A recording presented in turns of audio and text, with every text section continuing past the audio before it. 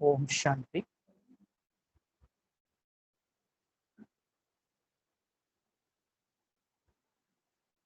चार तारीख की मुरली है और रिवाइज कोर्स की मुरली का तारीख है 6/12/87।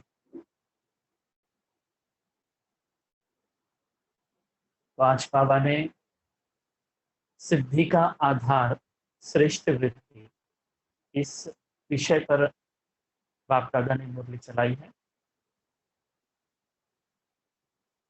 तो कह रहे हैं बाबा, आज बाप दादा अपने चारों ओर के होली हंसों की सभा को देख रहे हैं।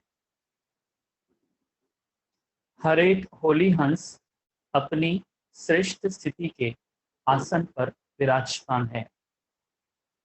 सभी आसनधारी होली हंसों की सभा सारे कल्प में अलौकिक और प्यारी है। हर एक होली हंस अपनी विशेषताओं से अति सुंदर सजा हुआ है। विशेषताएं श्रेष्ठ श्रृंगार है। तो ये दो चार वाक्य सुनने के बाद अब आपको समझ में आया होगा कि बाबा ने हमको आज कौन सा टाइटल दिया है। कौन सा टाइटल दिया है? होली हंस। अगर आप उत्तर देते हैं तो मुझे समझ में आएगा कि सुन रहे हैं, वरना मैं ऐसा मानूंगा कि मैं दीवारों को मुरली सुना रहा हूँ। तो दीवार हो कि दिल वाले हो, दीवार हो कि दिल वाले हो।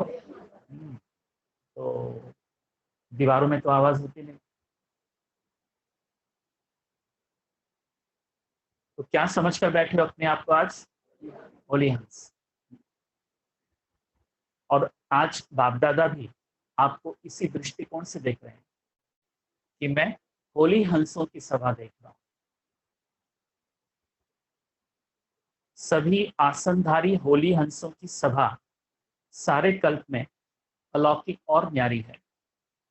हर एक होली हंस अपनी विशेषताओं से अति सुंदर सजा हुआ है। विशेषताएं श्रेष्ठ श्रृंगार है। श्रृंगार एक नॉर्मल लौकिक जीवन में जो सुबह हम कर लेते हैं, शाम होते होते उतर जाता है।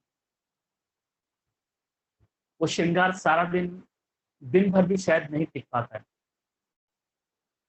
लेकिन एक वो श्रृंगार है जिसको बाबा कहते हैं विशेषताएं। हमारे अंदर में जो भी लौकिक विशेषताएं हैं,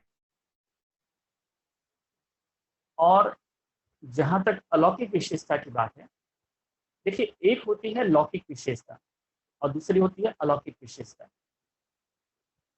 अगर हम बाबा के दृष्टिकोण की बात करें तो बाबा हमारी अलौकिक विशेषता को देख रहा है। लौकिक विशेषताएं बहुत हो सकती हैं कि आप अच्छा भाषण करते हैं, आप दूसरों को अच्छा समझाते हैं। लेकिन जब अलौकिक विशेषता की बात आती है, उन सारे गुणों की बात हो रही है जो व्यवहार में दूसरों को दिखाई पड़ता है। उनको बाबा अलौकिक विशेषता के ग्रुप में रखता है। तो इस अर्थ में अगर देखा जाए तो जो भी गुण है मेरे, वो मेरे श्रृंगार है। और शब्द बाबा ने आज इस्तेमाल किया, श्रेष्ठ श्रृंगार है। श्रेष्ठ इसलिए, एक तो ये कभी भी नष्ट नहीं हो सकते हैं, लेकिन छिप जाते हैं। और इन्हें छिपाने के लिए कारणीभूत होता है देह अभिमान। हमारा देहभान हमारे गुणों को प्रत्यक्ष नहीं होने देता। तो इसके लिए देहभान का गलना बहुत जरूरी है, तभी हमारे वो जो श्रेष्ठ गुण है वो प्रकट होंगे। स्किल अलग चीज है। आप में लेखन कला है, आप में भाषण कला है। कलाएं बहुत लौकिक विशेषताएं हैं, लेकिन गुण अलौकिक विशेषता है। कोई गाली दे रहा है, लेकिन मेरे भीतर में कोई भी हलचल पैदा नहीं हो रही है। आप इसको कौन सी विशेषता में रखोगे, लौकिक की अलौकिक?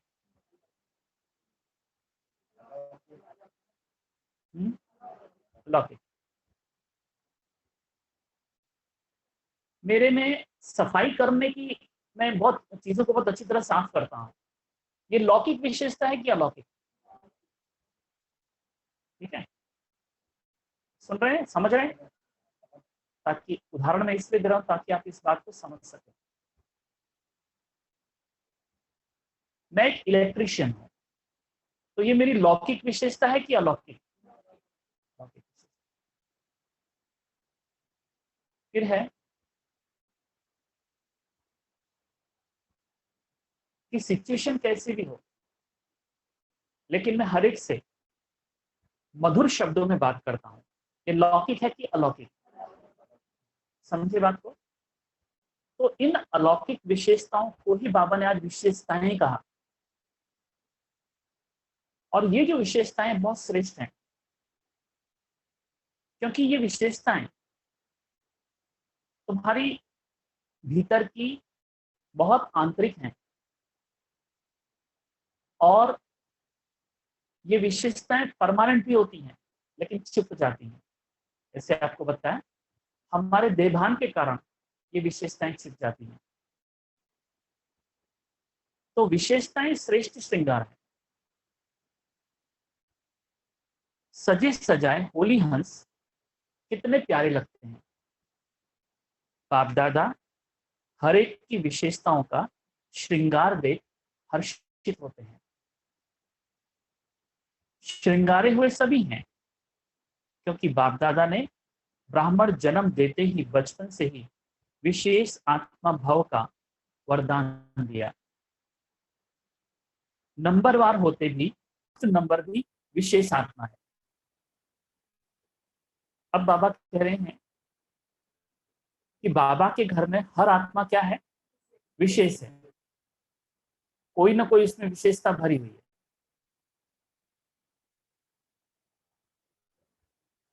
बाप दादा हर एक की विशेषताओं का श्रृंगार देख हर्षित होते हैं। क्यों हर्षित होते हैं बाप दादा? बच्चों की विशेषताएं देखकर हर्षित होते हैं। बच्चों की कमियां देखकर परेशान नहीं होते। बच्चों की विशेषताएं देखकर क्या होते हैं, हर्षित होते हैं। श्रृंगारे हुए सभी हैं।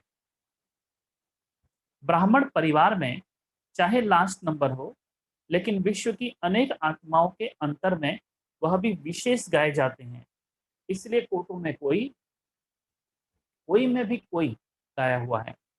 तो ब्राह्मणों की सभा अर्थात विशेष आत्माओं की सभा, ब्राह्मणों की सभा अर्थात विशेष आत्माओं की सभा। आज बाप दादा देख रहे थे कि विशेषताओं का श्रृंगार बाप ने तो सभी को समान एक जैसा ही कराया है, लेकिन कोई इस श्रृंगार को धारण कर समय प्रमाण कार्य में लगाते हैं, और कोई या तो धारण नहीं कर सकते या कोई समय प्रमाण कार्य में नहीं लगा सकते। जैसे आजकल की रॉयल फैमिली वाले समय प्रमाण श्रृंगार करते हैं तो कितना अच्छा लगता है। जैसा समय वैसा श्रृंगार, इसको कहते हैं नॉलेजफुल। तो आजकल श्रृंगार के अलग अलग सेट रखते हैं ना, तो बाप दादा ने अनेक विशेषताओं के, अनेक श्रेष्ठ गुणों के कितने वैरायटी सेट दिए हैं। चाहे कितना भी अमूल्य श्रृंगार हो, लेकिन समय प्रमाण अगर नहीं हो तो क्या लगेगा। ऐसे विशेषताओं के, गुणों के, शक्तियों के, ज्ञान रत्नों के अनेक श्रृंगार बाप ने सभी को दिए हैं। अब देखिए, बाबा ने विशेषताओं को और डिटेल में बताया। ये वाक्य में बाबा ने सब खुलासा किया है। विशेषताओं के, गुणों के, शक्तियों के, ज्ञान रत्नों के अनेक श्रृंगार बाप ने सभी को दिए हैं। तो ये मेरे श्रृंगार हैं। गुण, शक्तियां, ज्ञान रतन, लेकिन समय पर कार्य में लगाने में नंबर बन जाते हैं, नंबर बन जाते हैं। मतलब बाबा कहते हैं, हर मुरली में बाबा हमारे अंदर में विशेषताओं को भरने के लिए महावाक्य उच्चारते हैं। अब बाबा कहते हैं कि ये बच्चों की अपनी खुद की कैपेसिटी के अनुसार, बच्चों की अपनी खुद की धारणा की शक्ति के अनुसार बच्चे अपने में ये धारण करते हैं, तो उसीलिए नंबर बन जाते हैं। बाबा कहते हैं इस टाइप से नंबर बनते हैं। नंबर बन जाते हैं मतलब धारणा के अनुसार नंबर बनते हैं, धारणा के अनुसार नंबर बनते हैं। जितना मैंने धारण किया, विशेषताएं, गुण, शक्तियां, ज्ञान रतन, उस अनुसार मेरा नंबर बनता है। उन अनुसार बाबा कहते हैं मेरा लेवल बनता है, नंबर बनता है। भले यह सब श्रृंगार हैं भी, लेकिन हर एक विशेषता व गुण का महत्व समय पर होता है। होते हुए भी समय पर कार्य नहीं लगाते तो अमूल्य होते हुए भी उसका मूल्य नहीं होता। देखिए, व्यवहार में ये बात समझ में आती है कि आपने बाबा की बात को कितना धारण किया। परिस्थिति ऊपर नीचे हो गई और आपको बहुत गुस्सा आ गया, मतलब बाबा ने जो शांति का मुझे श्रृंगार दिया है वो मैंने धारण नहीं किया है।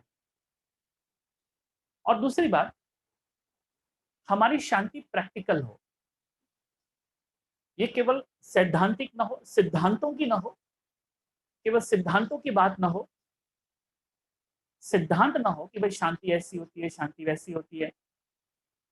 लेकिन बाबा कहते हैं सिद्धांतों से परे जब हम व्यवहार में उतरते हैं, और ये व्यवहार केवल वो समय नहीं है जब आप कोई सेवा करते हो, बल्कि ये व्यवहार उस समय भी है जब आप यहां से माउंट आबू ट्रेन में जाते हैं। ये व्यवहार उस समय भी है जब माउंट आबू में एक ही रूम में रहते हैं। ये व्यवहार उस समय भी है जब आपकी चप्पल की अदला बदली हो जाती है, तब भी ये व्यवहार दिखता है। तब भी आप उस समय आपने कितनी धारणा की है वो समझ में आता है। अगर शांति की धारणा नहीं है आपके अंदर में, nothing new, take it easy, इस प्रकार का संस्कार आपके अंदर में, मतलब अप्रभावित रहना, टेक इट इजी करना, ये नहीं है, तो चप्पल की अदला बदली होने पर आप डिस्टर्ब हो जाओगे। और अगर वो चप्पल अभी अभी कल ही खरीदे हैं आपने और वो भी बाटा के, बड़े कीमती, फिर तो आप शांति को टाटा कर दोगे, परेशान हो जाओगे। चप्पलों से योग लग जाएगा। किससे? किससे? सुन रहे हैं मुझे? तो बोलिए, किससे लग जाए योग? चप्पलों से योग लग जाए, क्योंकि नए नए चप्पल खरीदे, फिर कोई आपसे कुछ कुछ कह देता है और आप डिस्टर्ब हो जाते हो। तो समझ में आना है कि आपका श्रृंगार जो है ना, वो धारण नहीं किया है, श्रृंगार की धारणा नहीं हुई है। अभी तक भी हम किसी न किसी बातों से डिस्टर्ब होते रहते हैं। कोई मेरे पीछे किसी ने चुगली कर दी, ये देखो हर जगह होगा। आप ब्राह्मण परिवार की बात कर रहे हैं, आपका लौकिक परिवार है, आपका व्यावसायिक व्यावसायिक क्षेत्र है, प्रोफेशनल लाइफ है, वहां भी ऐसे लोग मिलेंगे आपको जो आपके पीठ पीछे चुगली करेंगे, आपको डाउन करने की कोशिश करेंगे। आपने जो गलती नहीं की वो आपके सिर पे मढ़ने की कोशिश करेंगे। अब ऐसे टाइम पर आपने में उस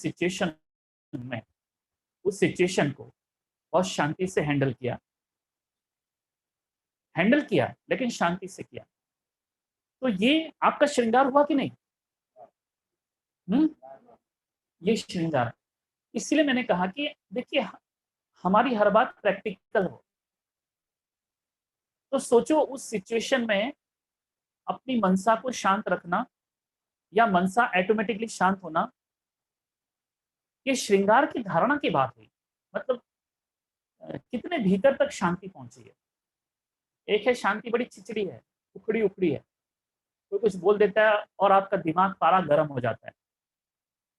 तो ये तो बहुत ऊपर ऊपर की शांति हुई और नहीं के बराबर हुई। और एक है कि बड़ी से बड़ी परिस्थितियों में भी आप उसको बहुत आप कर रहे हो उसका सामना, ऐसा नहीं कि नहीं कर रहे हो, आप एक्शन भी ले रहे हो, लेकिन एक्शन लेने वाला शांत स्वरूप है। आप शांति की स्थिति में कोई एक्शन लेते हैं, आप शांति की स्थिति में कोई बात करते हैं, आपने बात करना बंद नहीं किया, आपने परिस्थितियों का सामना करना बंद नहीं किया, आपने गलत व्यक्ति को उसकी बात रियलाइज कराना बंद नहीं किया, लेकिन आपने सिंपली क्या किया, आपने उस बात को, उस कर्तव्य को, उस एक्शन को, उस क्रिया को, उस बिहेवियर को, उस व्यवहार को शांतिपूर्वक किया। यह है आपका श्रृंगार। और किसी ने कुछ कह दिया, रोना धोना चालू हो गया। और हम सीना ठोक के कहते हैं हम 12 साल से ज्ञान में चल रहे हैं। कितने? लेकिन तुम्हारे व्यवहार को देख के ऐसा लगता है तुम्हारी धारणा के कितने बज गए हैं? हेलो, बोलिए, धारणा के कितने बज गए? 12 बज गए। तो किस श्रृंगार की बात करते हैं? हमें किस श्रृंगार की बड़बड़ करते हैं? कौन से श्रृंगार की बात हो रही है? इसी श्रृंगार को बाबा ने कहा श्रेष्ठ श्रृंगार है। तभी तुम्हारा श्रृंगार श्रेष्ठ कहा जाएगा जब तुम अपनी प्रैक्टिकल लाइफ में, जब तुम अपने व्यावहारिक लाइफ में हर सिचुएशन को शांति से हैंडल करना सीख गए। तुम्हारे बच्चे गलत रास्ते पर चले गए, तुम उन्हें शांति से शिक्षा दे रहे हो, तुम उन्हें पाठ सिखा रहे हो, लेकिन शांति से। और शांति से पाठ सिखाया जा सकता है, युक्ति से, रमणीकता से, गंभीरता से, बिना अपना पारा खोए। और तब कहा जाएगा कि, इसलिए बाबा ने कहा ना कि नंबर कहाँ बनते हैं, ये धारणा की वजह से नंबर बनते हैं। आप कितना भी बाबा बाबा कह लो, मेरे दिल में बाबा बैठा है, लेकिन कोई तुम्हें कुछ बोल जाता है और तुम्हारा पूरा या तो तुम गुस्सैल हो जाते हो या तो तुम रोना धोना शुरू करते हो। ये दिखाता है कि तुम कितने कच्चे हो। ये नोटबुक में क्या लिखते हो आप लोग, इसी नोटबुक को अपनी धारणा में नोट करो। ये नोटबुक वहां तक ले जाना, ये पन्नों की नोटबुक पर जो लिखते हो वो अपनी धारणा की नोटबुक के पन्नों पर भी उतरे। इसको बाबा श्रेष्ठ श्रृंगार कहते हैं। वरना तो ऐसे बाबा बाबा कहने वाले रिवाजी तोते बहुत हैं, उनको भी सिखा दो, तोते को भी। तोते आजकल बहुत एक्सपर्ट होते हैं और क्या क्या नहीं सीख जाते। आप उनको ओम शांति बोलो, ओम शांति बोलने वाला तोता, एक सेंटर पे एक तोता पाला था बहनों ने, उसको ओम शांति सिखाया, वो ओम शांति बोलता था। वो भी आता था ओम शांति। एक ने कुत्ता है, बोला ओम शांति। अब उसको मालूम नहीं है किसको, अब ये तो हम उसको नहीं सिखा सकते ना अक्ल कि आदमी है तो ही ओम शांति बोलना, कुत्ते को नहीं बोलना। उसने कुत्ते को भी ओम शांति बोल दिया, तो वैसे ही कभी उसको जी में आया तभी ओम शांति बोल देता था। वो तोता है, तोता तोता है। शांति उसको पता नहीं है, ओम का उसको पता नहीं है, ना ओम का उसको पता है, ना शांति का उसको पता है। ना ओम की उसमें धारणा है, ना शांति की उसमें धारणा है। तो तोता ही हुआ ना। तो हम भी तो ऐसे तोते हैं ना, न आत्मा की अनुभूति है, लेकिन आत्मा के बारे में बहुत सारी बड़बड़ाहट मेरे अंदर में है, न शांति का मेरे व्यवहार में तल कहीं है। तो हम भी तोते ही हुए ना। तो इसलिए बाबा ने श्रृंगार को कहा कि बच्चे मैं तुमको ऐसा वैसा श्रृंगार नहीं करा रहा हूं, तुम ऐसे वैसे श्रृंगार की बात नहीं करना। मैं तुम्हें श्रेष्ठ श्रृंगार की बात करता हूं और श्रेष्ठ श्रृंगार से ही तुम्हें श्रृंगारित करता हूं। तो बाबा का ये जो श्रृंगार शब्द है ना, इसको समझो और इसे अपनी धारणा में लाओ, वरना कितना भी नहा धो ले लेकिन श्रृंगार नहीं कर पाओगे। और बाबा कहते मुझे श्रृंगारे हुए बच्चे चाहिए जिनमें ऐसी अलौकिक विशेषताएं हैं।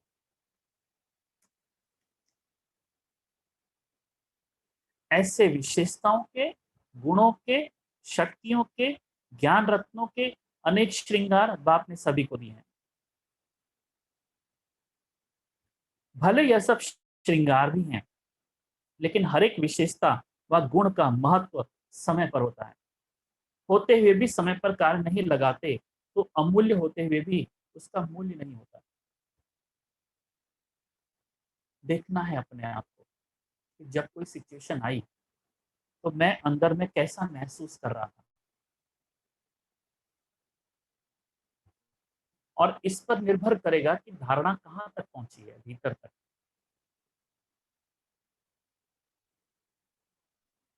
इससे ये कंक्लूजन आप लोगे कि योग जो है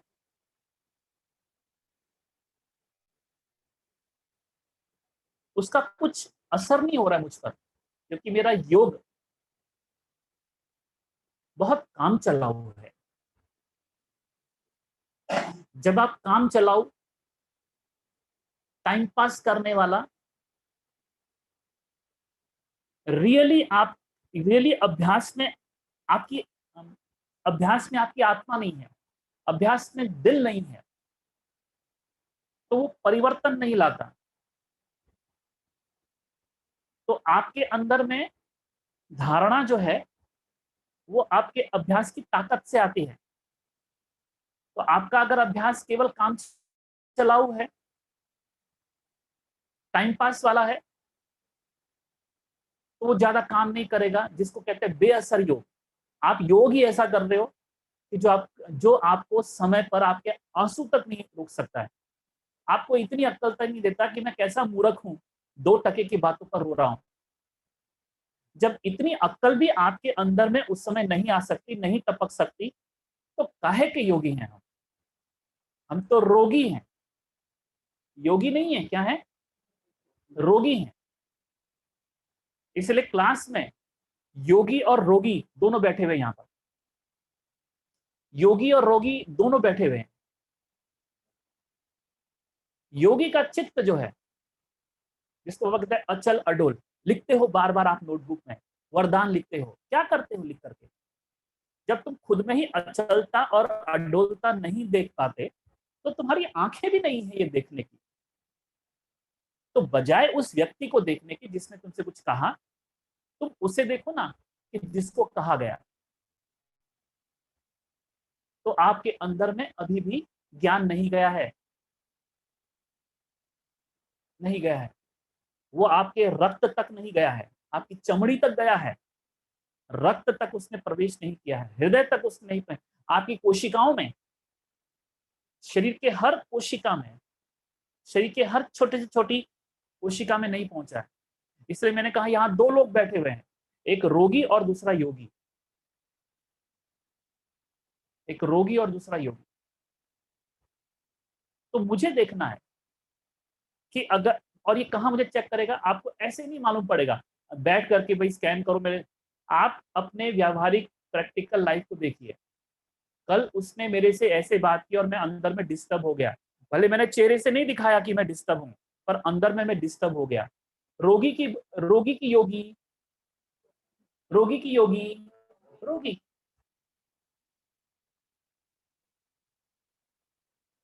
कल मेरी सास ने मुझे कह दिया तू पागल है, फालतू में अपने बेटे की शादी तेरे से कराई, एक पगली से।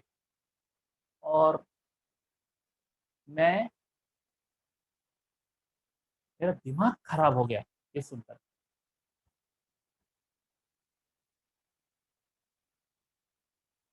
रोगी की योगी।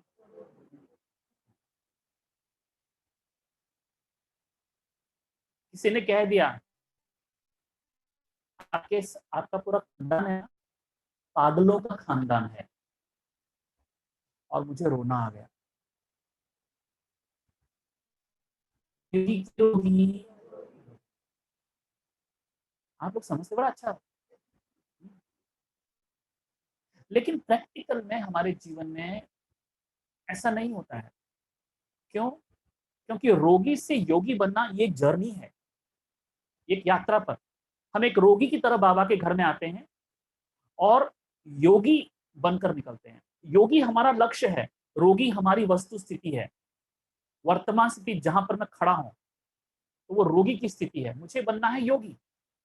और इसीलिए उस रोग को चेक करो जब तुम प्रैक्टिकल लाइफ में होते हो, जब तुम अपने घर में होते हो, जब तुम किसी से बात करते हो, जब कोई तुम्हारा इंसल्ट करता है, जब कोई तुम्हारा अपमान करता है। क्योंकि जब कोई तुम्हारी प्रशंसा करता है तब तो तुम्हारा चेहरा योगी की तरह खिला होता है। कैसे? क्योंकि तुम्हारी प्रशंसा कर रहा है, आप बहुत महान आत्मा है, आपके घर वाले के, आप बहुत भाग्यशाली आत्मा है कि आपको इतना अच्छा पति मिला जो आपको डांटता नहीं।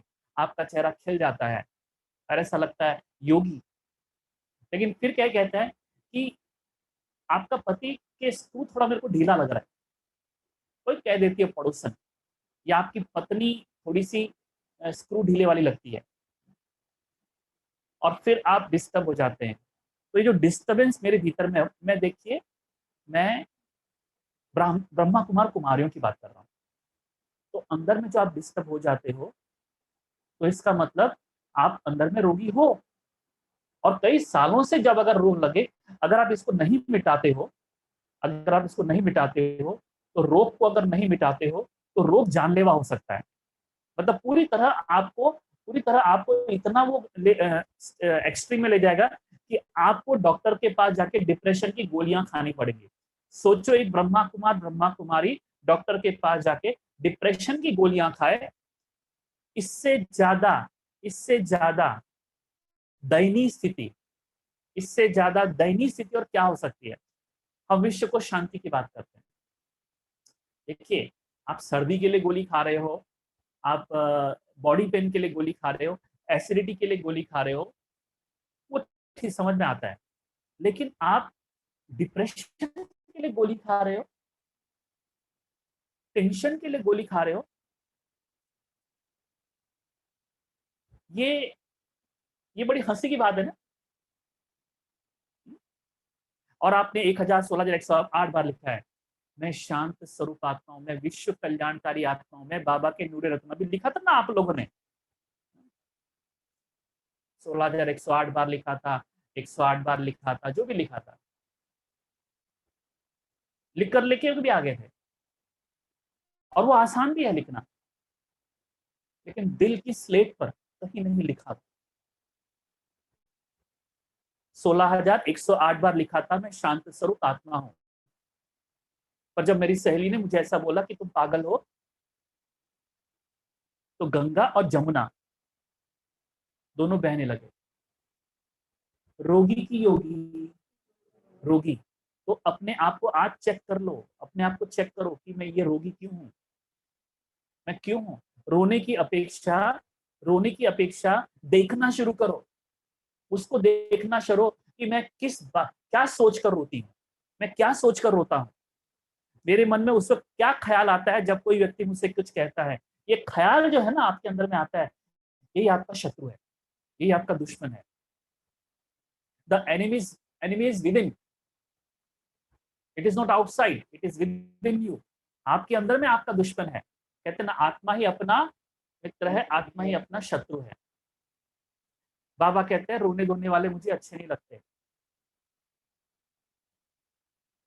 किसी को भी अच्छे नहीं लगते। आपको अपना बच्चा रोने धोने वाला अच्छा लगता है? भाइयों को ऐसी पत्नी अच्छी लगती है जो रोज रोती रहे? बहनों को ऐसा पति अच्छा लगता है जो रोज रोता रहे? बिल्कुल नहीं। तो रोना एक संकेत, रोना रोगी का संकेत है। इसलिए बाबा कहते हैं, कई बार बाबा मुरली में कहते हैं, बच्चे रोना नहीं है। जो कहते हैं ना बाबा मुरली में आता है, जो सोवत है सो खोवत है। आज आप ये लेके जाना, जो रोवत है सो खोवत है। रोया माना खोया। तो क्या कर रहे हो इतने वर्षों से? जब इन छोटी छोटी बातों पर डिस्टर्ब हो जाते हो, जब इन छोटी छोटी बातों पर डिस्टर्ब हो जाते हो, आपके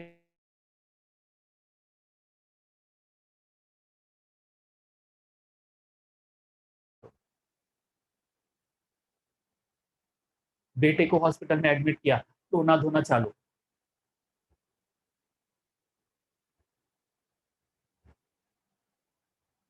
तो ये जो स्थिति है ना, ये रोगियों की स्थिति है।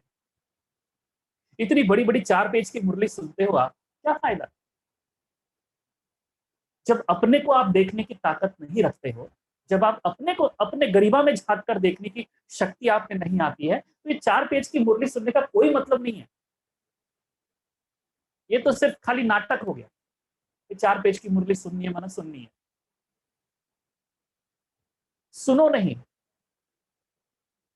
अपनी धारणाओं के जो भी ये जो गलत है, ये जो अंदर में ऐसा फील क्यों हो रहा है, ये क्यों के पीछे पड़ो। उसने मेरे को गाली क्यों दी, इसके पीछे पड़ने के बदले उसकी गाली मुझे क्यों चुभी, ये ज्यादा ठीक है कि नहीं?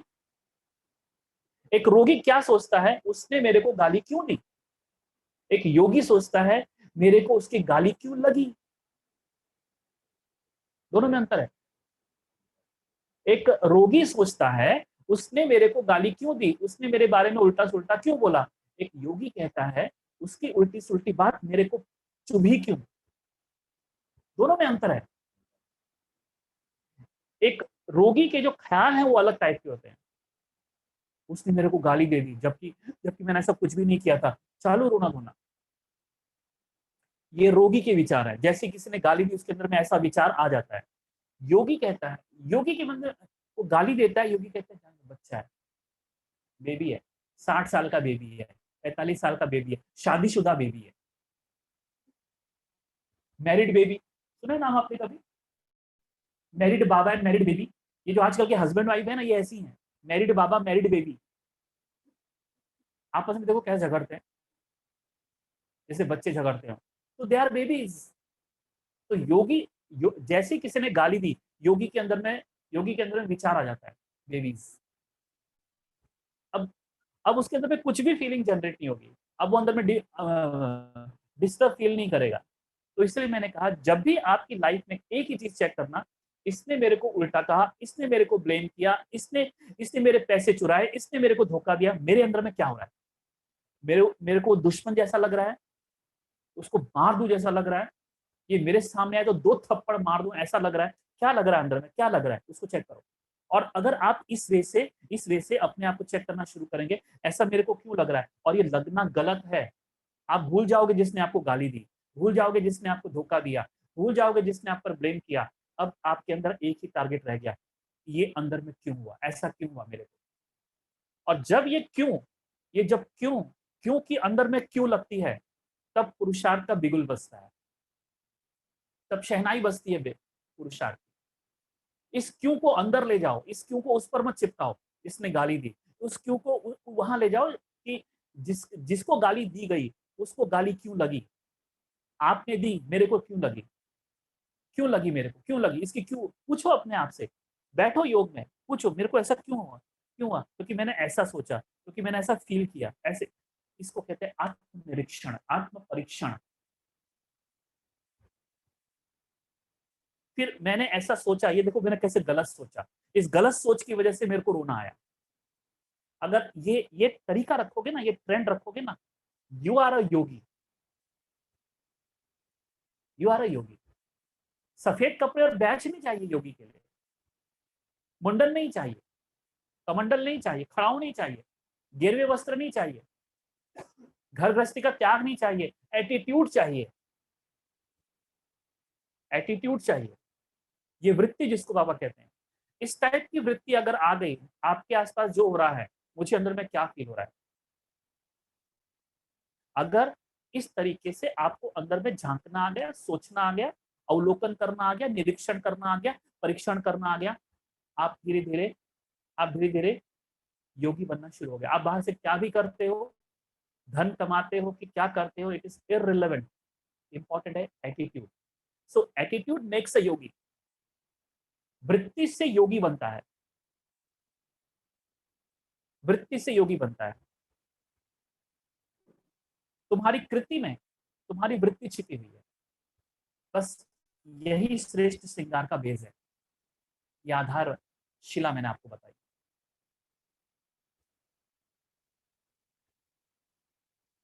जैसे हंस कंकड़ और रत्न दोनों को परख अलग अलग धारण करता है, कंकड़ को छोड़ देता है, बाकी रत्न मोती धारण करता है योगी। हमने योगियों को परमहंस कहा, हंस भी नहीं, परमहंस। क्योंकि हंस तो मोती और कंकड़ इन दोनों को अलग करता है, परमहंस क्या करता है? निगेटिव एंड पॉजिटिव, गलत और सही, तो गलत को छोड़ देता है, सही को पकड़ लेता है, इसलिए हमको परमहंस कहा। फिर बाबा तो और एक बढ़िया शब्द देते हैं, बाबा कहते हैं होली हंस।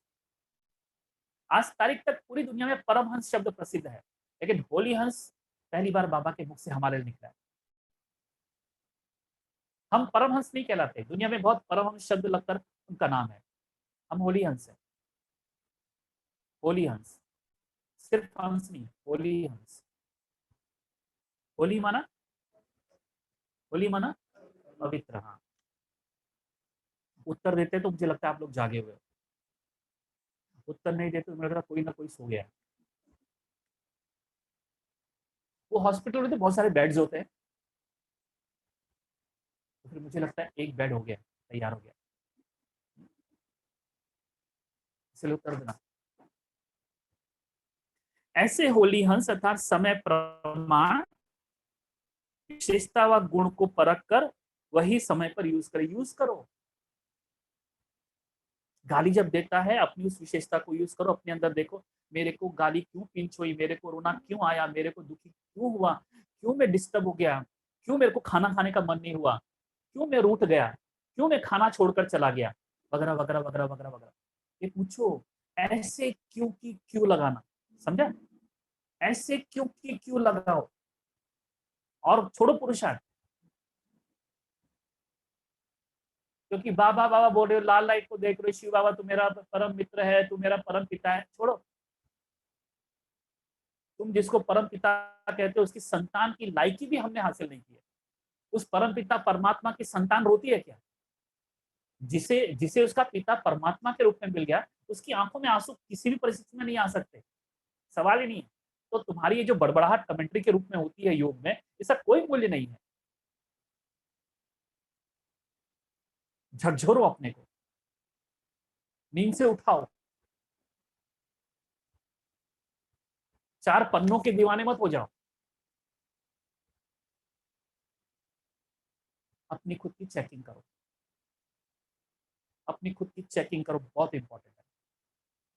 और करो, खाली सजेस्ट मत करो, अपनी चेकिंग करनी चाहिए। ऐसे होली हंस अर्थात समय प्रमाण विशेषता व गुण को परख कर वही समय पर यूज करे, इसको कहते हैं परखने की शक्ति, निर्णय करने की शक्ति वाला होली हंस। तो परखना और निर्णय करना, यही दोनों शक्तियां नंबर आगे ले जाती हैं। जब यह दोनों शक्तियां धारण हो जाती हैं, तब समय प्रमाण उसी विशेषता से कार्य ले सकते हैं। परखना और निर्णय करना, अपने आप को परखो पहले, और फिर पुरुषार्थ के लिए निर्णय करो। मैंने अपने आप को परखा कि किसी ने गाली दी मुझे, मेरे अंदर में मैं हिल गया, ये मैंने परखा। अब मैं अंदर में हिल गया, अब ये मुझे नहीं हिलना चाहिए, अब मेरे को क्या पुरुषार्थ करना है, ये निर्णय। तो मेरे को क्या करना है कि कल जाके यही व्यक्ति मेरे को गाली देगा, और खास उस व्यक्ति के सामने जाओ, भैया थोड़ा गाली दे दे, अपना एटीट्यूड ऐसे बनाओ, आज मैं उसके सामने जाऊंगा।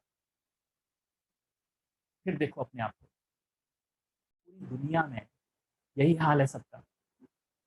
क्योंकि अब परिस्थितियां इतना तांडव रूप ले रही हैं महादानव के रूप में, आपको अंदर तक तोड़ देंगे। इसलिए अपने को अपने आप से जोड़ना के पुरुषार्थ शुरू करो, जुड़ने का पुरुषार्थ करो। और जब तक आप अपने आप से नहीं जोड़ते हो, तो ये आपको हिला देंगे। आपका अपना परिवार, आपके अपने बच्चे, बच्चों से लोग परेशान है, अपने बच्चों से बच्चे ऐसे परेशान कर रहे हैं।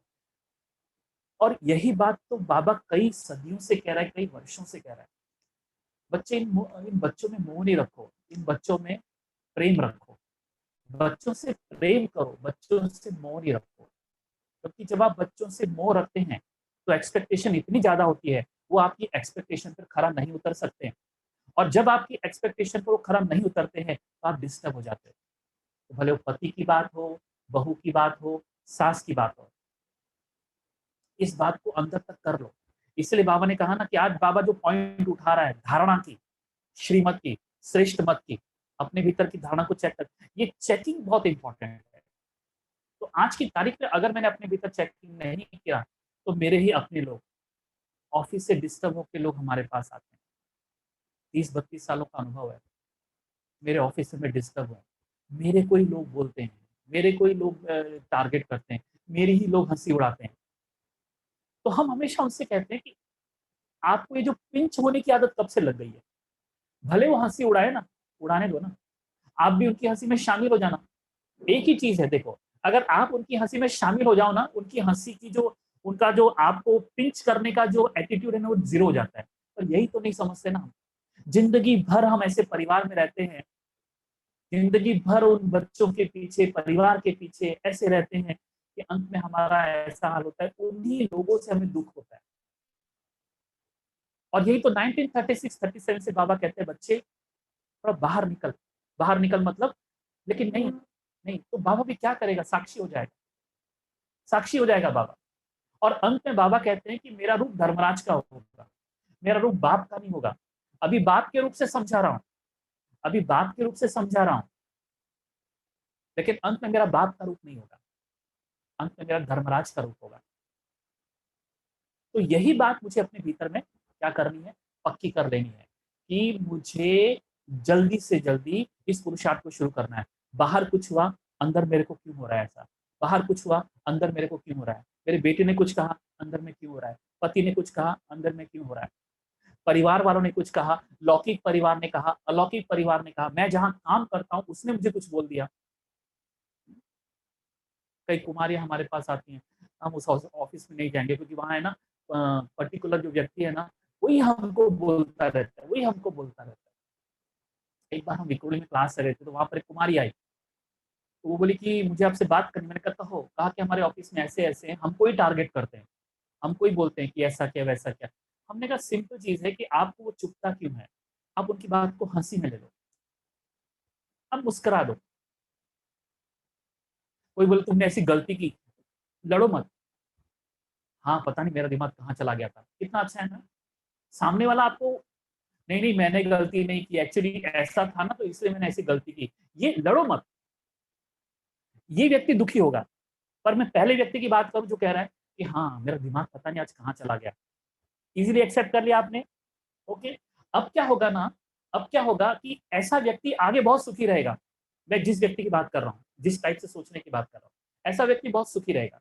लेकिन जो हर गलती को ये सिद्ध करने की कोशिश करेगा कि मैंने गलती नहीं की, ऐसा व्यक्ति दुखी रहेगा। श्रृंगार की बात कर रहा हूं मैं। तो जो नंबर 1 होली हंस हैं, उनकी यह दोनों शक्तियां सदा समय प्रमाण कार्य करती हैं। अगर समय के बाद यह शक्तियां कार्य करती हैं तो सेकंड नंबर में आ जाते, थर्ड नंबर की तो बात ही छोड़ो। और समय पर वही हंस कार्य कर सकता है जिसकी सदा बुद्धि होली पवित्र है। होली का अर्थ सुनाया था ना, एक होली अर्थात पवित्र, और हिंदी में होली अर्थात बीती सो बीती।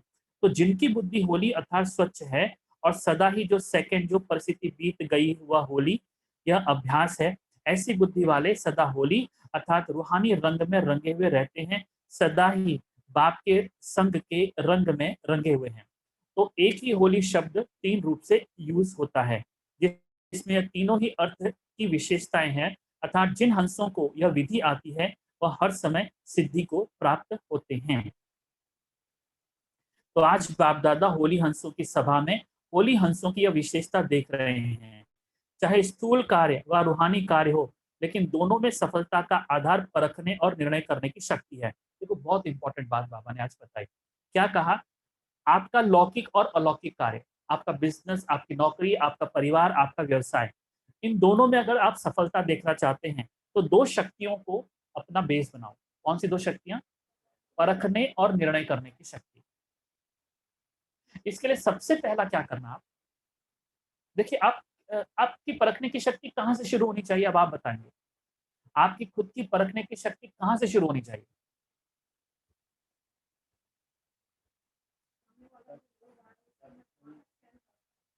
अपने आप को परखने, मतलब इन शॉर्ट जो माता जी बता रही है कि अपने आप को परखने की शक्ति शुरू होनी चाहिए। सबसे पहले अपने आप को परखने की शक्ति चाहिए, क्योंकि अगर आप अपने आप को परखते हैं तो आप अपने पुरुषार्थ का, मुझे क्या करना है, इसका निर्णय ले सकते हैं। ऐसे ही सफलता, बिजनेस, परिवार, जो भी कुछ कह लो, अपनी दिनचर्या, पुरुषार्थ, किसी के भी संपर्क में आते हो, जब तक उसके भाव और भावना को परख नहीं सकते। अब बाबा ने दूसरों की बात की, देखो क्या कहा, जब तक किसी के भी संपर्क में, आप जो अपने परिवार वाले कहो, आप अपने व्यवसाय वाले कहो, नौकरी वाले कहो, जिनके भी आप संपर्क कांटेक्ट में आते हो, वो आपकी पत्नी हो सकती है, वो आपके बच्चे, जिनसे सबसे ज्यादा कांटेक्ट में आप किसके आते हो, पत्नी और बच्चे, सास ससुर, ये जो आपके रिलेटिव्स हैं, संबंधी है, ठीक है। अब बाबा ने आगे क्या कहा, देखिए, जब तक उसके भाव और भावना को परख नहीं सकते और परखने के बाद यथार्थ निर्णय नहीं कर पाते, तो दोनों कार्य में सफलता नहीं प्राप्त होती, चाहे व्यक्ति हो व परिस्थिति हो, क्योंकि व्यक्तियों के संबंध में भी आना पड़ता है और परिस्थितियों को भी पार करना पड़ता है। मतलब क्या परखना है, देखिए, भाव और भावना, भाव और भावना। देखो, माँ जब अपने बच्चे से कहती पगला है, तो बच्चे को गुस्सा आता है, क्योंकि माँ जानती है कि माँ सचमुच मेरे को पगला नहीं बोल रही है, उसके बोलने में प्रेम है, या कह लो मोह है, अटैचमेंट है। लेकिन वहीं पर आप नौकरी पर जाते हैं, वहां आपका जो नौकरी देने वाला कहता है पागल है तू, कहता पागल है तू, तो आपको गुस्सा आता है। तो दोनों के भाव आपने समझ लिए, उसके भी भाव और उसके भी भाव। अब मुझे इसके और पीछे जाना है कि जो कोई भी कोई व्यक्ति कह रहा है, उसके पीछे का भाव क्या है, दुखी है। जैसे बॉस ने आपको कह दिया पागल है, इसका मतलब क्या भाव हुआ, अंदर में बहुत डिस्टर्ब है, इतना अंदर में बौखलाया हुआ है कि उसके मुख से अच्छे शब्द नहीं निकल रहे हैं। ये समझने की कोशिश करो, आपका बॉस, अब बॉस के बदले आपका आपकी माँ भी हो सकती है, आपके पिताजी भी हो सकते हैं, कि आपको बहुत बुरा भला कह रहे हैं, उनके पीछे का भाव समझो। जैसे आप अपने पति को, पत्नी को कैसे उनके अंदर के भाव समझते हो, ऐसे ही इस सर्कल को छोड़ के अगला सर्कल है आपका व्यवसाय। वहां भी लोगों को ऐसे समझो कि ये इतना डिस्टर्ब है अंदर में कि इसके मुख से अभी अच्छे शब्द भी निकलना बंद हो गए। तो समझ सकते हो कि ये व्यक्ति अंदर में कितना डिस्टर्ब है, कितना डिस्टर्ब है।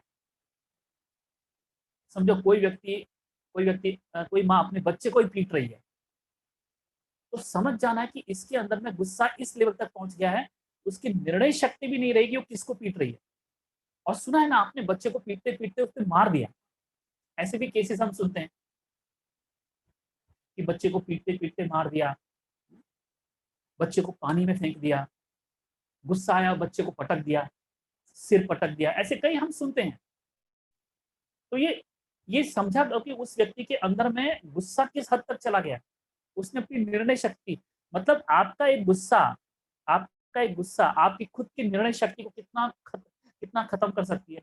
इसका मतलब आपके अंदर में गुस्सा कभी भी हो, आपके अंदर में अगर गुस्सा मौजूद है, तो आपके प्रैक्टिकल लाइफ में, आपके नौकरी की लाइफ में, आपके परिवार की लाइफ में आप हमेशा गलत निर्णय ले बैठोगे, व्यक्ति को गलत परखने लगोगे। तो जो बाबा ने कहा निर्णय करने की शक्ति और परखने की शक्ति कितनी इंपॉर्टेंट हुई, और कहा यही आपके आपके धन कमाने का, व्यवसाय का, परिवार का, सफलता का आधार है। और इस अलौकिक जगत में, इस ब्राह्मण परिवार में भी सेवा की सफलता का यही आधार है। इसको आज गांठ बांध के जाना, पक्का कर लेना। जीवन में यह दोनों ही बातें आती हैं, तो नंबर 1 होली हंस, अर्थात दोनों विशेषताओं में संपन्न। यह हुआ आज की इस सभा का समाचार। यह सभा अर्थात सिर्फ सामने बैठे हुए नहीं, बाप दादा के सामने तो आपके साथ साथ चारों ओर के बच्चे भी इमर्ज होते हैं। बेहद के परिवार के बीच बाप दादा मिलन मनाते व रूरिहान करते हैं, तो सभी ब्राह्मण आत्माएं अपने याद की शक्ति से स्वयं भी मधुबन में हाजिर होती हैं। और बाप दादा यह भी विशेष बात देख रहे हैं कि हर बच्चे के विधि की लाइन और सिद्धि की लाइन, या दोनों रेखाएं कितना स्पष्ट हैं। अब बाबा ने टॉपिक एक अलग मोड़ पे लेके गए हैं। अब तक बाबा विशेषताओं की बात कर रहे थे, अभी बाबा बात करेगा विधि और सिद्धि की। ठीक है, अब बाबा ने विधि और सिद्धि देखी कि बच्चों की विधि और बच्चों के द्वारा प्राप्त हुई सिद्धि, आदि से अब तक विधि कैसे चल रही है और विधि के फलस्वरूप सिद्धि कितनी प्राप्त की है, दोनों रेखाएं कितनी स्पष्ट हैं और कितनी लंबी, अर्थात विधि और सिद्धि का खाता कितना यथार्थ रूप से जमा है। विधि का आधार है श्रेष्ठ वृत्ति। अगर श्रेष्ठ वृत्ति है तो यथार्थ विधि भी है, और यथार्थ विधि है तो सिद्धि भी श्रेष्ठ है ही। तो विधि और सिद्धि का बीज वृत्ति है। श्रेष्ठ वृत्ति सदा भाई भाई की आत्मिक वृत्ति हो, यह तो मुख्य बात है। यही तो प्रॉब्लम है, हम जब भाई भाई की वृत्ति में असफल हो जाते हैं तो परिस्थितियां हमको दबोच लेती हैं। मूल धारणा यहीं से शुरू होती है हमारी। देखिए, कहते हैं रावण नहीं मर रहा था, तो कैसे मरा? कैसे मरा? तीर उसकी नाभि में मारा गया। मतलब हमारे अंदर के जो 5 विकार हैं वो मरते नहीं है, तो तीर हमको नाभि में, मतलब देभान, जब देभान गला रावण मरा। क्योंकि हमेशा बाबा कहते हैं देभान ये 5 विकारों का सरदार है, सेना नायक है। तो आत्मा आत्मा भाई की वृत्ति, अगर इस पर तीर लगे, अगर तुम्हारे पुरुषार्थ का तीर, पुरुषार्थ की जो नोक है वो देभान पर गए, उस देभान को मारने पर जावे, तुम्हारी बार बार जो तुम्हारा पुरुषार्थ है वो उस पर जावे, देभान गले, तो फिर कहीं कोई परिस्थितियों का के वशीभूत हो जाना, परिस्थितियों के द्वारा दबोचे जाना, ऐसा कभी नहीं होगा। वो रावण और उसकी नाभि पर तीर लगना ये वास्तव में हमारे अपने पुरुषार्थ का है, कि हम बच्चे अभी तक नहीं समझ पा रहे कि रावण को मारो, उसकी नाभि में मारो। रावण को मारना है तो उसको सिर मत काटो, सीधा उसकी नाभि पर वार करो। नाभि माना केंद्र। तो ये पूरे रावण जो 5 विकार है, इसका केंद्र है देवभान। हम उसको छोड़ के बाकी अपना क्रोध पर, लोभ पर, मोह पर, उसको छोड़ने पर हम विचार कर रहे हैं, तो इससे रावण नहीं मरेगा। और हमने अभी भी बहुत टाइम वेस्ट कर दिया है, आत्मा न होकर के हमने बहुत टाइम वेस्ट कर दिया है। तो अब अपनी पूरी शक्ति क्रोध को खत्म करने में नहीं, अब अपनी पूरी शक्ति आत्म अभिमानी बनने में लगाओ। अभी भी शक्ति का संचय करो, वरना इन सफेद कपड़ों से कोई, इन सफेद कपड़ों में तुम योगी नहीं बन सकते हो, तुम रोगी ही रहोगे। सफेद कपड़ों में तुम योगी नहीं छलकोगे, इन सफेद कपड़ों में भी तुम रोगी रहोगे, भले बैच डाल दिया हो आपने। तो या तो मुझे अपनी जिंदगी इस तरीके से, इस रोग से बितानी है, इस रोगी के हिसाब से बितानी है, और या तो योगी। तो योगी का पहला इंटेंशन क्या होता है? हर पुरुषार्थ जो मैं कर रहा हूं वो मुझे मेरी आत्मा से मिलाए, मैं आत्मा हो जाऊं, और भाई भाई की वृत्ति जिसको बाबा कहते हैं। तो श्रेष्ठ वृत्ति सदा भाई भाई की आत्मिक वृत्ति हो, यह तो मुख्य बात है।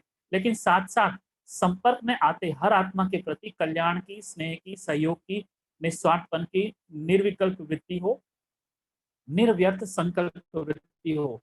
कई बार किसी भी आत्मा के प्रति व्यर्थ संकल्प व विकल्प की वृत्ति होती है, तो जैसी वृत्ति दृष्टि वैसी ही उस आत्मा के कर्तव्य कर्म की सृष्टि दिखाई देगी। जब आपने मान लिया ये मेरा दुश्मन है, ये दिमाग में ठूस लिया आपने, तो जब भी वो आएगा आपके अंदर में घृणा पैदा होगी कि प्रेम? सिंपल सा लॉजिक है। ये जो आपने दिमाग में ठूस लिया है कि ये मेरा दुश्मन है, ये बुरा व्यक्ति है, और जबकि बाबा हमसे कहते हैं कि वो बुरा व्यक्ति नहीं है, वो दुश्मन नहीं है, दुश्मन और बुरे व्यक्ति के पहले वो आत्मा है।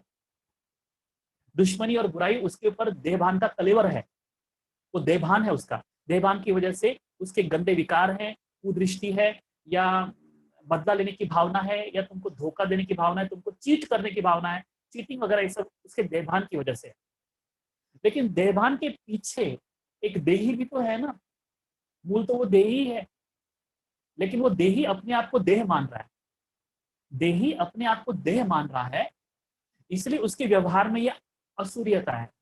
पर तुम्हें उसके देहभान भी पीछे करके, तुम्हें उसके देहभान से भी और अंदर जाके उस देही को देखना है, जो देही देहभान में लिप्त होकर गलत कर्म कर रहा है। ये है उसका पूर्ण ढांचा।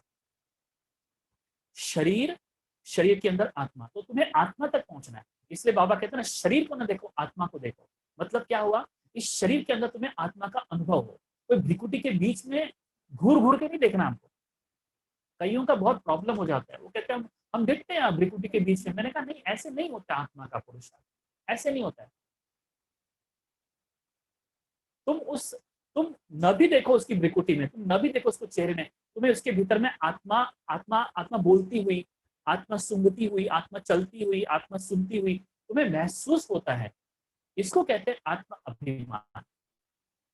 बाकी तुम अपनी आंखों को प्रैक्टिस मत कराओ कि दो भ्रिकुटी के बीच में देखना है, वरना गड़बड़ा जाओगे।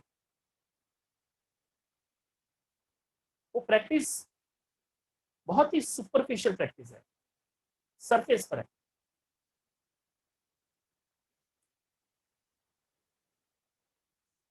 कभी कभी बच्चों का सुनते भी हैं और देखते भी हैं, वृत्ति के कारण भ्रमण भी करते हैं। चाहे वह कितना भी अच्छा कार्य करे, लेकिन वृत्ति व्यर्थ होने के कारण सदा ही उस आत्मा के प्रति वाणी भी ऐसे ही निकलती है। वृत्ति व्यर्थ है ना, ये दुश्मन है, ये गाली करने वाला है, ये शराब पीने वाला है, ये तंबाकू खाने वाला है, इसको अक्ल नहीं है। ये जो आप उसके बारे में सोचते हो, तो शब्द कैसे निकलेंगे, कैसे निकलेंगे? प्रॉब्लम कहाँ है पता है? जब भी वो व्यक्ति आएगा, आपके अंदर में ये कचरा मंथन शुरू होगा। जितना कचरा मंथन करोगे, उतना ही रोगी बनोगे कि योगी। सीधी सी बात है। अब समझो कोई व्यक्ति बीएमसी के कचरे के डंप के उधर वो जावे और कचरे को छान छान के करे, देखे, उसको ये करे, उसका एनालिसिस करे, वो व्यक्ति कितने दिन वहां पर स्वस्थ रहेगा? बहुत जल्दी वो रोगी हो जाएगा। अब कोई व्यक्ति को मैंने सोच लिया कि ये मेरा दुश्मन है, अब जैसे मुझे दिखाई पड़ा, तो मेरे मन में पहला संकल्प क्या आएगा? ये मेरा दुश्मन है, इसको अक्ल नहीं है, इसने पिछली बार मेरे को गाली दिया था, ये सबका बुरा चाहता है, ये बहुत चीटिंग करता है, इसको पैसा नहीं देने का, वगैरह वगैरह वगैरह। अब ये जो किचड़ा मंथन आपने किया, तो इस किचड़े मंथन से क्या होगा? आप रोगी हो जाओ। ठीक है, वो व्यक्ति चीटिंग करता है, पर अंदर में मलिन तो मत हो जाओ ना, अंदर में घृणा मत रखो। ठीक है, ये व्यक्ति चोरी करता है, इस व्यक्ति की ये गलत आदत है, पर उसकी गलत एक ही चीज ध्यान में रखो, देखो मुझे आगाह करना है, इस व्यक्ति से आप सावधान रहना, क्योंकि ये पॉकेट मारता है, चोरी करता है। ये अच्छी बात है, लेकिन लेकिन वो चोरी करता है, इसलिए मेरे दिल में उसके प्रति घृणा पैदा हो, ये कंप्लीट गलत है। ऐसा नहीं कि आपको दूसरे को सावधान नहीं करना है, आप इससे दोस्ती मत करना, क्योंकि क्योंकि इससे कईयों को बिगाड़ा है। ये बताओ, अपने बच्चों को बताओ, परिवार वालों को बताओ, सावधान करना बहुत जरूरी है। बताओ कि इससे दोस्ती नहीं करना, क्योंकि ये गलत राह पे लेके जाता है। ये इसके साथ जो भी आया वो बिगड़ा, उसने नौकरी छोड़ दी, उसने पढ़ाई छोड़ दी, बताओ उसको, लेकिन उससे घृणा मत करना। अंदर में देखना कि ऐसा बोलते वक्त, सावधान करते वक्त, समझाते वक्त मेरे अंदर में उस व्यक्ति के प्रति क्या भाव पैदा हो रहा है। मेरा मन मलिन हो रहा है क्या? मेरा मन मैला हो रहा है क्या? अगर ऐसा बोलते वक्त मेरा मन मैला हो रहा है, तो आप योगी नहीं हो। क्या हो? देखो, बाबा भी हमको सावधान करता है, संग तारे तो संग बोरे, ठीक है। लेकिन जो भी आपको डुबाएगा, बाबा के लिए उसके मन में घृणा नहीं है। थोड़ा समझने की कोशिश करो। एक योगी को दूसरों को सावधान करना चाहिए, सावधान करना ही चाहिए, क्योंकि योगी बहुत होश में होता है कि इससे बात करो, इससे नहीं करो, इससे करो, इससे करो, इसके ज्यादा संग में नहीं रहना। आप लोग अपने बच्चों को कैसे प्रोटेक्ट करते हो ना बच्चों को, बस ऐसा ही प्रोटेक्शन चाहिए। लेकिन इस तरीके की बात करते वक्त आप अंदर में अपने मन को मैला मत करना, उससे घृणा मत करना, उसके साथ अपने व्यवहार को कटु मत बनाना। अपने मुख से ऐसे शब्द मत निकलना जो उसको गाली जैसा लगे, जो उसको अपमान जैसा लगे, जो उसको निंदा जैसा लगे। तो अगर आपने अंदर में उसके लिए घृणा भर दी, तो आपके मुख से निकलने वाले हर बोल में उसके लिए कटुता, उसको दुःख देने की वृत्ति होगी। फिर से रिपीट कर रहा हूँ, अगर मेरे मन में चोर के प्रति घृणा है, तो मेरे मुख से ऐसे बोल निकलेंगे उस चोर के लिए जो उसकी निंदा के होंगे, जो उसको दुःख देने वाले बोल होंगे। मतलब आप ऐसे मुख से निकाल, आपको दुःख देने का मन होगा, इसने मेरे घर की चोरी की है ना, अब मैं इससे बात करता हूँ, ऐसे बात करूंगा कि आप उसको दुःख देना चाहोगे, आप उसको अपमान फील कराना चाहोगे, आप उसको इंसल्ट फील कराना चाहोगे। ये जो अंदर की प्रवृत्ति है, ये क्यों पैदा हुई? अंदर में उसके लिए क्या है? घृणा है। वरना आपके मैंने प्रश्न देखा कि भाई जी, तो फिर क्या हम अपने बच्चों को ये भी नहीं बताएं कि वो बुरा व्यक्ति है, वो शराबी है, उसके संग में नहीं रहना? हमने कब कहा मत बताना, हमने कहा लेकिन शराबी के प्रति घृणा मत करना। इसलिए कहीं हमने बहुत पहले बचपन में हम एक स्लोगन पढ़ते थे, शराब से घृणा करो, शराबी से नहीं। पाप से घृणा करो, अब आप आगे सेंटेंस पूरा कीजिए, पाप से घृणा करो, पापी से नहीं। कुकर्म से घृणा करो, आगे वाक्य पूरा कीजिए, कुकर्म से घृणा करो, कुकर्मी से नहीं।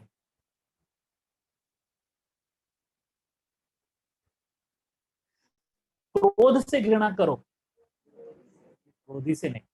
समझ गए आप लोग मैं क्या कहना चाहता हूं? बस मेरी घृणा क्रोध से हो, मेरी घृणा क्रोधी से नहीं हो। क्यों? क्योंकि वो भी मेरा भाई है।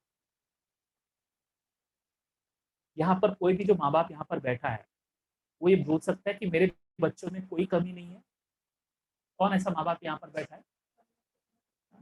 मेरे बच्चों में कोई कमी नहीं है, मेरी सास में कोई कमी नहीं है, मेरी बहू में, मैं तो बिल्कुल ही राम राज्य में हूँ। है कोई ऐसा? है कोई ऐसा माता पिता? मैं उनके चरण पढ़ना चाहूंगा कि आपने ऐसे बच्चों को जन्म दिया है। लेकिन ऐसा नहीं हो सकता है। कौन माँ बाप यहाँ पर ऐसा बोल सकता है? अच्छा, कोई यहाँ पर ऐसा बेटा बेटी ऐसी बैठी है या आप लोग बैठे हैं कि जो कहे मेरे माँ बाप में कोई कमी नहीं है? है यहाँ पर कोई जो कहे मेरे माँ बाप में कोई कमी नहीं थी, या मेरे माँ बाप में कोई कमी नहीं है? ऐसा हो ही नहीं। पर फिर भी आप रहते हो ना परिवार में, उनकी कमियों को अनदेखा करते हो ना, फिर भी प्रेम रहता है ना। भले वो प्रेम का उतना प्योर रूप नहीं है, ज्यादा उसमें मोह ही है, क्योंकि दुखी भी होते हैं। क्योंकि अगर प्रेम होता परिवार से तो कभी दुखी नहीं होते। ये बहुत वंडरफुल बात है। अगर आपका सबसे प्रेम होना, आप किसी से दुखी नहीं होंगे। अगर आपका किसी न किसी से इस दुनिया में मोह है ना, आप कईयों से दुखी होंगे। फिर से रिपीट करता हूँ, इस दुनिया में अगर आपका एक से भी मोह है ना, व्यक्तियों की बात कर रहा हूँ, एक से भी मोह है, आप कईयों से दुखी होंगे। और अगर आपका सभी से प्रेम है, आप एक से भी दुखी नहीं होंगे। कोई आपको दुखी नहीं कर सकता। मतलब कोई करना भी चाहेगा, लाख कोशिश करेगा, तो भी आप दुखी नहीं होंगे, क्योंकि आपका सबसे प्रेम है। और आपका सबसे प्रेम कैसे हो सकता है? जब आप अपने भीतर में मैं प्रेम स्वरूप आत्मा हूं, इस गुंजन को महसूस करोगे। इसको जितना महसूस कर सकते हो करो, इसको जितना महसूस कर सकते हो करो, आप किसी से दुखी नहीं होंगे। और जितना इसको महसूस जो व्यक्ति नहीं करता है, वो उतना ज्यादा हर एक से दुखी होगा। इतनी छोटी छोटी बात से लोग दुखी हो जाते हैं। हमारे पास ऐसे मैरिड बेबीज की बात कर रहा हूँ ना, बाबा एंड बेबीज, इतने इतनी छोटी बात पर वो क्या है ना, अपना चाय का कप भी धोते नहीं है। अभी चाय का कप तो धोना चाहिए ना। मैं सारा दिन बर्तन के लिए मर रही हूँ, उस दिन उनको सिर्फ इतना कहा चाय का कप धो, वो तो गुस्सा हो गए। चाय का कप धोने में जूता यहाँ से यहाँ क्यों रखा, पेंसिल यहाँ में, इस पर बवाल मच जाता है। इसीलिए दुनिया में आप अगर स्टडी करें ना कि इन दोनों के बीच तलाक क्यों हुआ, वो एक ही कारण से, इन दोनों में प्रेम नहीं था, इसलिए तलाक हुआ। इन दोनों में मोह था, इसलिए तलाक हुआ। प्रेम होता तो तलाक नहीं होता, मोह था, एक दूसरे से एक्सपेक्टेशन कर रहे थे। एक शादीशुदा जीवन कब बर्बाद होता है? जब मियाँ बीवी में प्रेम नहीं होता, मियाँ बीवी में मोह होता है। और मोह का मतलब एक्सपेक्टेशन, मोह का मतलब तुमको ऐसा करना चाहिए, तुमको ऐसा नहीं करना चाहिए। वो कहता है तुमको ऐसा करना चाहिए। ये जब अपेक्षाएं शुरू हो जाती है ना, तो अच्छा खासा पारिवारिक जीवन बर्बाद हो जाता है। और वहीं अगर प्रेम हो जाए, वहीं अगर प्रेम हो जाए, प्रेम का मतलब मुझे तुमसे कोई अपेक्षा नहीं, मुझे तुमसे कोई अपेक्षा नहीं। अपेक्षा नहीं है मतलब कि अब मैं ऐसा नहीं है कि तुम्हारी वजह से मैं सुखी रहूं, तुम्हारी वजह से मैं दुखी और तुम्हारी वजह से सुखी, अब ये दोनों से मैं परे हो गया हूं, तो उसको प्रेम कहते हैं। अब तुमसे कोई अपेक्षा नहीं। तो इसीलिए प्रेम स्वतंत्रता है, मोह बंधन है। प्रेम में तुम दूसरे को भी स्वतंत्र कर देते हो, स्वयं भी स्वतंत्र हो जाते हो। मोह में तुम खुद भी बनते हो और दूसरों को भी बांधते हो। शादी उसी का नाम है। शादी का मतलब प्रेम तो नहीं है हमें, खाली दिखावा है, जल्दी से कर लें शादी, इसको बंधन कहते हैं। ये तभी से पैदा हुआ।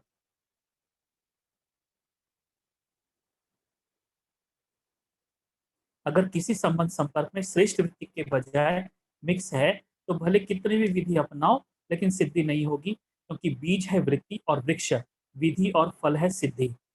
अगर बीज कमजोर है तो वृक्ष चाहे कितना भी विस्तार वाला हो, लेकिन सिद्धि रूपी फल नहीं होगा।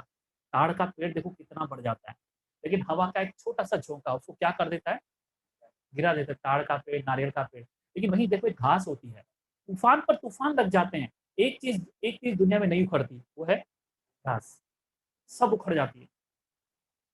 देखो चक्रवात आता है, साइक्लोन जिसको कहते हैं, बड़े बड़े ट्रक्स को उखाड़ देता है। हवा में नाचते हुए देखा है कभी किसी ने? आप सर्च कर लो, बिल्डिंगों को, बिल्डिंग के पत्थरों को, ट्रक को, मोटरसाइकिल ऐसे घुमा रही होती है, और वहीं पर जमीन पर लेटी हुई घास है ना, उसको कुछ नहीं होता है।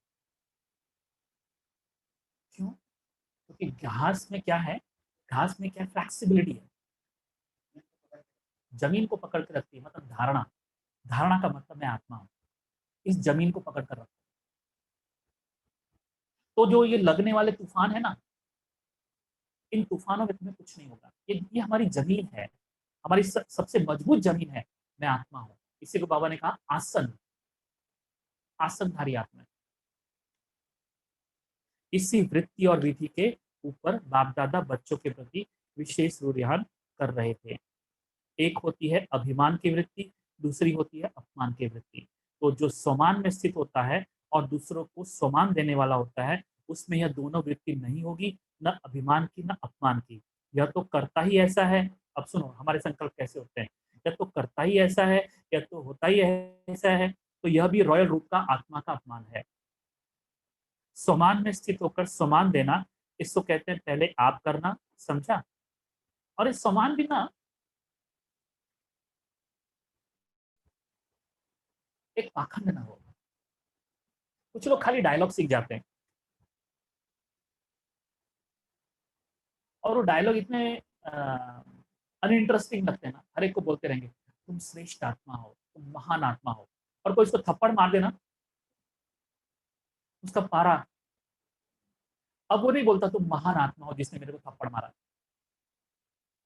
ऐसे वो बहुत बोलेगा, आपके पास जाएगा, उसके पास जाएगा, सबके माता जी आप तो सत्य की देवी हो, महान आत्माएं हो, आप में देवी, आप देवी हो। कहीं किसी भाई के पास जाएगा, आप तो नारायण के वंशज हो।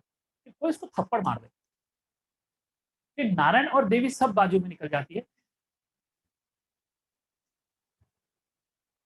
फिर दानव निकलता है। तो इसको मैं कहता हूँ पाखंड। ऐसे ही मत बड़बड़ाओ, बड़बड़ाना करके मत बढ़ाओ। क्या वो तुम्हारे अंदर के भाव हैं क्या? कई बार तुम्हारे शब्द और तुम्हारे भाव नहीं मिलते हैं। अंदर में घृणा होती है और मुख पर बड़े अच्छे अच्छे शब्द बोल रहे हो। अपने भाव का शुद्धिकरण, ये सबसे पहला पुरुषार्थ आपका होना चाहिए। इस व्यक्ति को देखा, मेरे अंदर में क्या भाव पैदा हो रहा है, इसने मेरे को धोखा दिया था, मेरे अंदर में इसको देखकर भी मेरे को क्या भाव पैदा हो रहा है। इसने मेरा घर तोड़ा था, उसके अंदर फिर से उसको देख के फिर मेरे अंदर में क्या पैदा हो रहा है। इसने मेरी माँ के साथ झगड़ा किया था, मेरे अंदर में क्या भाव पैदा हो रहा है। इसने मेरे बाप को गाली दिया था, मेरे अंदर में क्या भाव पैदा हो रहा है। क्या वही स्मृति अगर आपके अंदर में गलत मतलब पैदा हो रही है, इसने मेरे बाप को गाली दिया था, उल्टा सुल्टा बोला था, मारा भी था, ये सब आपके अंदर में घृणा पैदा कर रहा है, तो आपके अंदर में योगी वृत्ति नहीं है। और अगर नहीं है मतलब आप इस वृत्ति से खुद दुखी होते रहोगे। इसके लिए विचार नहीं चाहिए, इसके लिए अनुभव चाहिए। शांत स्वरूप आत्मा, आनंद स्वरूप आत्मा, प्रेम स्वरूप आत्मा, इसको प्रैक्टिकल बनाओ, खाली बोलो नहीं। अच्छा, ओम शांति। सर्व होली हंसों को, सर्व विशाल बुद्धि, श्रेष्ठ स्वच्छ बुद्धि धारण करने वाले बुद्धिमान बच्चों को, सर्व शक्तियों को, सर्व विशेषताओं को समय प्रमाण कार्य में लाने वाले ज्ञानी तो आत्माएं, योगी तो आत्माएं बच्चों को, सदा बाप समान संपन्न बनने के उमंग उत्साह में रहने वाले संपन्न बच्चों को बाप दादा का याद प्यार और नमस्ते। वरदान है आज का, मालिकपन की स्मृति द्वारा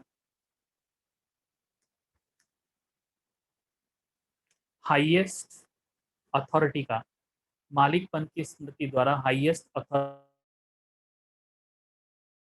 का अनुभव करने वाले कंबाइंड स्वरूपधारी भव। मालिकपन की स्मृति द्वारा हाईएस्ट अथॉरिटी का अनुभव करने वाले कंबाइंड स्वरूपधारी भव।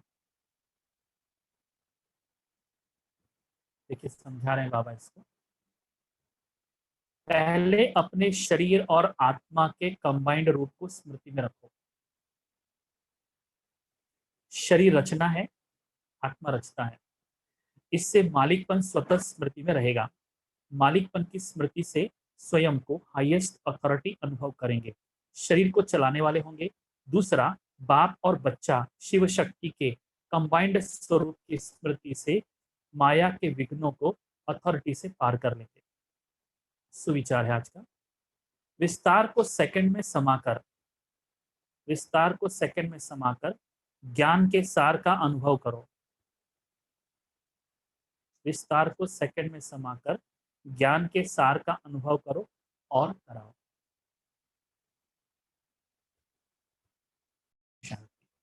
तो क्या सुना आज आपने? आज क्या क्या चीज अंदर गई? रिपीट कीजिए। अपने अंदर की भाव भावना को चेक करना है, ये बहुत इंपॉर्टेंट है।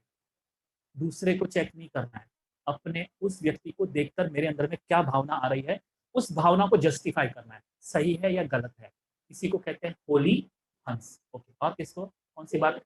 हाँ जी, देहभान। ये हमारा सबसे बड़ा दुश्मन है। सबसे बड़ा दुश्मन व्यक्ति नहीं है, सबसे बड़ा दुश्मन देहभान है। तो दुश्मन कहाँ है? अंदर है। हाँ। और परखने की शक्ति और निर्णय करने की शक्ति, ये सफलता का आधार है। मेरा लौकिक और अलौकिक परिवार की सफलता का आधार ये दो शक्तियां हैं। तो परखने की शक्ति मतलब दूसरे की भावना को परखने की शक्ति, वो किस भाव से कह रहा है और उसके पीछे का कारण क्या है। और जी, रोगी नहीं बनना है। रोगी नहीं बनना है तो क्या बनना है? योगी नहीं बनना है। आप कुछ कह रहे थे? होली हंस बनना है। और भाई भाई की आत्मिक दृष्टि रखनी है, ये हमारा बेस है, यही हमारा आधार है, यही हमारी धरणी है। अगर वही आधार हम अगर मजबूत नहीं करते हैं तो परिस्थितियों के वशीभूत हो जाएंगे, परिस्थितियां हमको दबोच लेंगी और परिस्थितियां हमको परेशान कर देंगी। और किसी को अवगुण को नहीं देखना है, विशेषताओं को देखना है। और हम्म, हाँ, अगर परिवार से प्रेम होगा तो हम डिस्टर्ब नहीं होंगे, और परिवार से मोह होगा तो बार बार डिस्टर्ब होते रहेंगे। अगर आप अपने परिवार के किन्हीं भातियों से, परिवार के सदस्यों से दुखी हो रहे हैं तो चेक करो मेरे अंदर में इनके प्रति मोह है और मैं इनसे बहुत अपेक्षाएं रख रही हूँ या रख रहा हूँ, इसलिए दुखी है। तो लाओ कि प्रेम की भावना को लाओ, और प्रेम की भावनाओं को बलवान करने के लिए ज्यादा से ज्यादा आत्मिक स्थिति का ध्यान चाहिए। हाँ, और हमको, हाँ, हमको बाबा मिला, इसकी क्या होनी चाहिए? खुशी होनी चाहिए। और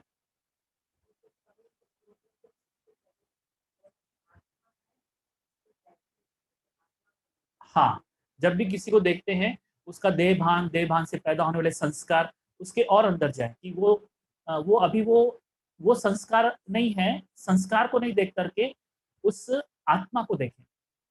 मतलब आत्मा के अंदर में आत्मा है, पीछे सबसे लास्ट में आत्मा है, देहभान है, देहभान की वजह से इस तरीके का बिहेव कर रही है। हाँ, वो कार्य कर रहा है, तो वही उस शरीर से कार्य कर रहा है। तो दृष्टि कहाँ जानी चाहिए? आत्मा में, इसका अभ्यास करना चाहिए। लेकिन वैसी दृष्टि तभी पैदा हो सकती है जब मैं स्वयं में उस आत्मा का अंदर अनुभव करूं, तभी मुझे दूसरे में वो आत्मा का अनुभव होगा। ये उसका फॉर्मूला है। और बताइए, और कौन सी बात? हाँ, जो बाप सुनता है वही सुनना है, ये कह रहे हैं आप? नहीं, पाप पाप की बात कर रहे हैं। हाँ, पापी से घृणा मत करो, किससे करो? पाप से घृणा करो। मतलब विकार से घृणा करो, विकारी से घृणा नहीं करो।